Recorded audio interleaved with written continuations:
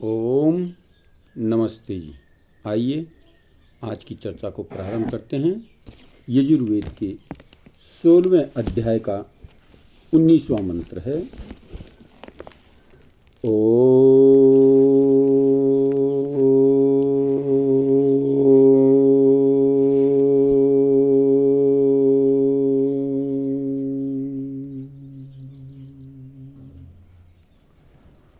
नमो रोहिताय स्थपतये वृक्षाणां पतये नमो। नमो भुवन्तये वारिवृष्कृताये षधीनां पतये नमो। नमो मन्त्रिणे वाणिजाय कक्षाय पतये नमो।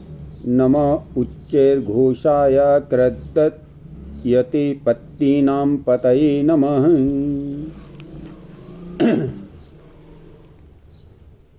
कहा, राजा और प्रजा के पुरुषों को चाहिए कि सुखों की वृद्धि के कर्ता और स्थानों के स्वामी रक्षक सेनापति के लिए अन्न, आम्रादि वृक्षों के अधिष्ठाता को अन्न, आचारवान सेवन करने हारे भृत्य को अन्न और सोमलतादि औषधियों के रक्षक वैद्य को अन्न देवें। विचार करने हारे राजमंत्री और वैश्यों के व्यवहार में कुशल पुरुष का सत्कार करें।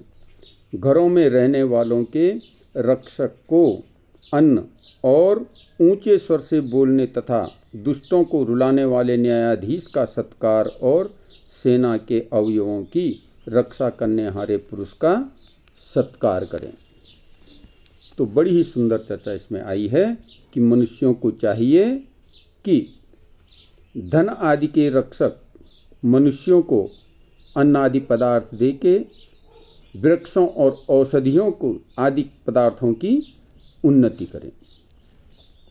ये मनुष्य का कर्तव्य है कि जितनी भी औषधियां हैं उनके वृद्धि के लिए प्रयत्न करे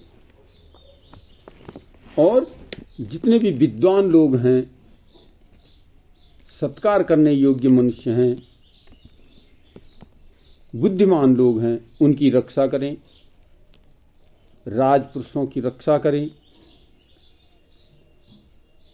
जो वैद्य आदि हैं इन सब की रक्षा करें।